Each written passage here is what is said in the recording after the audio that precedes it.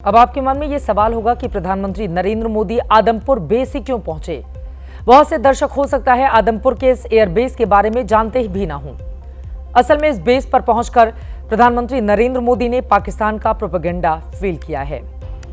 पाकिस्तान ने दावा किया था कि उसने अपने हमले से भारत के इस एयरबेस को नुकसान पहुंचाया, S-400 को नष्ट किया, लेकिन प्रधानमंत्री ने सुबह यहां पहुंचकर पाकिस्तान के उस प्रोपेगेंडा की हवा निकाल दी। दुनिया के सामने पाकिस्तान का झूठ फिर से बेनकाब हो गया। प्रधानमंत्री का न सिर्फ यहां पर विमान लैंड हुआ, पीएम जिस जगह पर खड़े होकर जवानों से मिले उसके बैकग्राउंड में वो एयर डिफेंस सिस्टम और लड़ाकू विमान भी नजर आए, जिसे नष्ट करने का झूठा दावा पाकिस्तान की ओर से किया जा रहा था। आदमपुर एयरबेस भारत का दूसरा सबसे बड़ा मिलिट्री एयरबेस है, लड़ाकू विमानों का गढ़। पाकिस्तान का हर बड़ा शहर आदमपुर की रेंज में है। 1971 की जंग में आदमपुर एयरबेस ने लाहौर को तबाह कर दिया था। 1965 में पाकिस्तान के पैराशूट कमांडो आदमपुर एरिया में ही पकड़े गए थे। आदमपुर एयरफोर्स स्टेशन पंजाब में है। इसे पंजाब, हिमाचल, जम्मू कश्मीर का आकाश रक्षक माना जाता है। ऑपरेशन सिंदूर से बौखलाए दुश्मन ने इस एयरबेस के साथ साथ हमारे अनेक एयरबेस पर हमला करने की कई बार कोशिश की। बार बार उसने हमें टारगेट किया, लेकिन पाक के नापाक इरादे हर बार नाकाम हो गए। प्रधानमंत्री नरेंद्र मोदी जब आदमपुर एयरबेस पर पहुंचे तो उनके पीछे S-400 के साथ MiG-29 लड़ाकू विमान भी नजर आया। माना जा रहा है कि पाकिस्तान में बीते मंगलवार की रात आतंकी ठिकानों पर जो हमले किए गए उसमें MiG-29 की भी भूमिका रही। मिग सीरीज का लड़ाकू विमान युद्ध के आसमान में भारत के लिए हमेशा से शुभ साबित हुआ है। 1971 के युद्ध में पाकिस्तान के लिए भारत का काल बना था यह भारत की ओर से। भारत का रक्षक MiG-29 लड़ाकू विमान, आपकी टीवी स्क्रीन पर अभी उसी लड़ाकू विमान की तस्वीरें हैं। भारतीय वायु सैनिकों ने पाकिस्तान के छक्के छुड़ा दिए थे। उस युद्ध के दौरान पाकिस्तान ने शुरुआत में ही उत्तर भारत के एयरबेस को तबाह किया था, लेकिन मिग के ठिकाने आदमपुर एयरबेस का बाल भी बांका नहीं हुआ था। और तब इसी आदमपुर से उड़े लड़ाकू विमानों ने पाकिस्तान पर ऐसे ऐसे बम बरसाए थे कि राजस्थान से लेकर पंजाब तक की सीमा पर पाकिस्तान थर्रा उठा था। 1971 की इन दो तस्वीरों में पाकिस्तान की टूट की पूरी कहानी दर्ज है। MiG-21 अपने समय में सबसे तेज गति से उड़ान भरने वाले पहले सुपरसोनिक लड़ाकू विमानों में से एक था। आदमपुर से उड़ान भरने के बाद इसने पाकिस्तान की फौज में तब तबाही मचा दी थी। दूसरी तस्वीर में हंटर एयरक्राफ्ट है, जिसने एक दिन में राजस्थान बॉर्डर पर पाकिस्तान के 40 टैंक ध्वस्त किए थे। भारतीय वायुसेना की ताकत का एहसास आज पूरी दुनिया कर रही है। इंडियन एयरफोर्स इस वक्त तकनीकी रूप से वेल ट्रेन्ड है। अनुभवी पायलट, तेज रफ्तार वाले आधुनिक जेट्स की वजह से भारतीय वायुसेना दुनिया की चौथी सबसे बड़ी ताकतवर वायुसेना है और वायुवीरों ने इस बार पाकिस्तान पर जीत का चौका लगाया है, पाकिस्तान को धूल चटा दी। साल 1971 में जब पाकिस्तान से भारत का युद्ध हुआ था, तब एयरफोर्स ने निर्णायक लड़ाई लड़ी थी। एयरफोर्स की बमबारी से दहलकर पाकिस्तान को सरेंडर करना पड़ा था। 1999 में करगिल युद्ध के दौरान भी भारतीय वायुसेना ने पाकिस्तान को खदेड़कर जीत की स्क्रिप्ट लिखी थी। उसके बाद साल 2019 में जब भारत ने पुलवामा के बदले के लिए पाकिस्तान में कार्रवाई की तो वायु सैनिकों ने ही एयर स्ट्राइक कर आतंकी कैंपों को नेस्तनाबूद कर दिया था। इस बार पहले वायुवीरों ने पाकिस्तान में घुसकर आतंकी कैंप नष्ट किए और फिर दुश्मन के हमले का बखूबी जवाब भी दिया।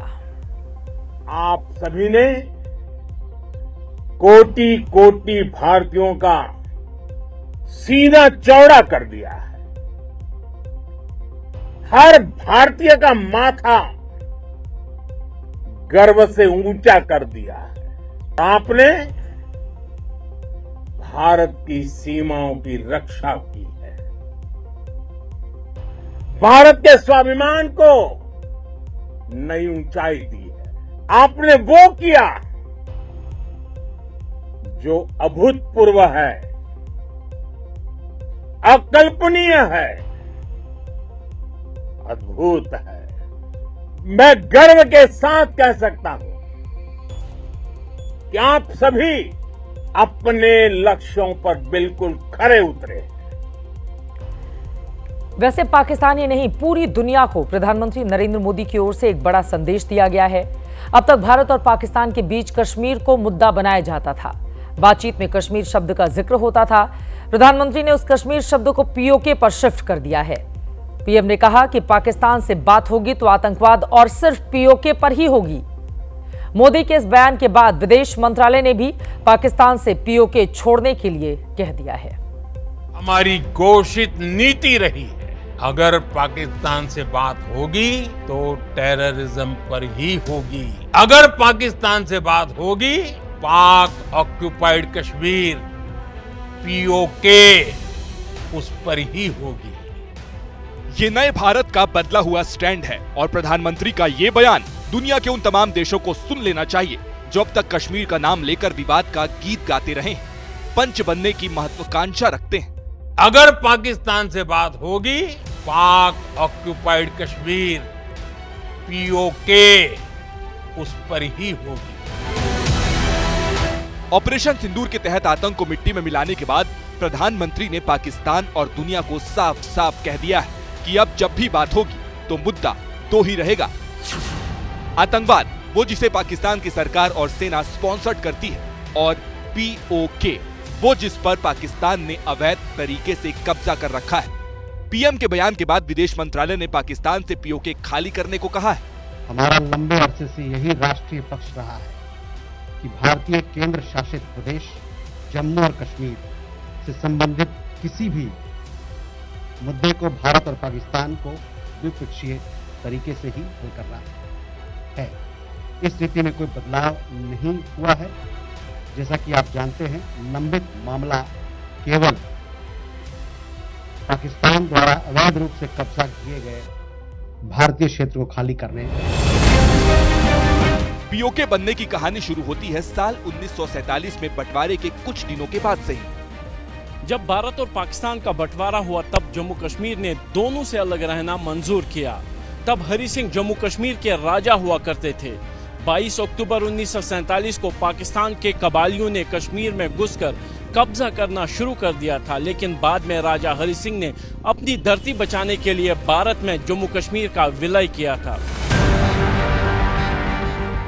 कश्मीर के हिस्से पर पाकिस्तान के कब्जे का मामला संयुक्त राष्ट्र में गया, जहां दिसंबर 1948 में जिसके हिस्से जो है वो रखने का फैसला हुआ। जिस हिस्से पर पाकिस्तानी कबायलियों ने कब्जा किया था वो हिस्सा पीओके कहलाता है। 1963 में पाकिस्तान ने पीओके का 5180 वर्ग किलोमीटर का हिस्सा चीन को दे दिया, जिसे अक्साई चीन कहा जाता है। बचा हुआ पीओके दो हिस्सों में बटा हुआ है, एक गिलगित बाल्टिस्तान का इलाका है तो दूसरा बचा हुआ पीओके। गिलगित में 14 जिले हैं, 17 लाख की आबादी है। बचे हुए पीओके में 10 जिले हैं, 40 लाख की आबादी है। इसी पीओके को पाकिस्तान से वापस लेना है। भारत की संसद में बाकायदा इसका प्रस्ताव पास हो चुका है। जो पीओके में रहने वाले लोग हैं वो पाकिस्तान की हुकूमत से खुश नहीं। उन्हें पाकिस्तान की सेना और सरकार आतंकी बनाकर भारत के खिलाफ इस्तेमाल करती है। पाकिस्तान के कब्जे वाला पीओके बेहद ही खूबसूरत इलाका है। इसके जर्रे जर्रे से जन्नत की खुशबू आनी चाहिए, लेकिन पाकिस्तान ने इसे आतंक से इस कदर जख्मी कर रखा है कि यहाँ से बम बारूद और आतंक की दुर्गंध आती है। मुजफ्फराबाद इसी पाकिस्तान के कब्जे वाले कश्मीर की राजधानी है। इसी पीओके में नीलम वैली है, सुंदर घाटियां हैं। कुदरत ने बड़ी फुर्सत से धरती के इस जन्नत को बनाया है, लेकिन पापी पाकिस्तान हिंदुस्तान की इस धरती पर जोर जबरदस्ती करता है, लोगों को गुलाम बनाकर रखना चाहता है। गिलगित में हुंजा वैली है, जहाँ की महिलाएं दुनिया की सबसे खूबसूरत होती हैं, जिसकी औसत उम्र 9 साल के आसपास है। हुंजा में खनिज पदार्थों का अकूत भंडार है। हिंदुस्तान को अब पाकिस्तान के चंगुल से ये पूरा का पूरा पीओके वापस चाहिए। मोदी ने साफ कर दिया है, सरकार ने पाकिस्तान को अल्टीमेटम भी दे दिया है। बस इंतजार है तो पीओके की वापसी का, तब जाकर हिंदुस्तान के 140 करोड़ लोगों के कलेजे को ठंडक मिलेगी।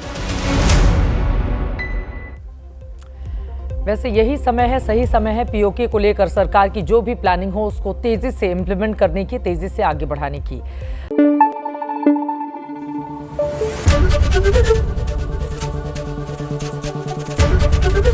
एबीपी न्यूज आपको रखे आगे।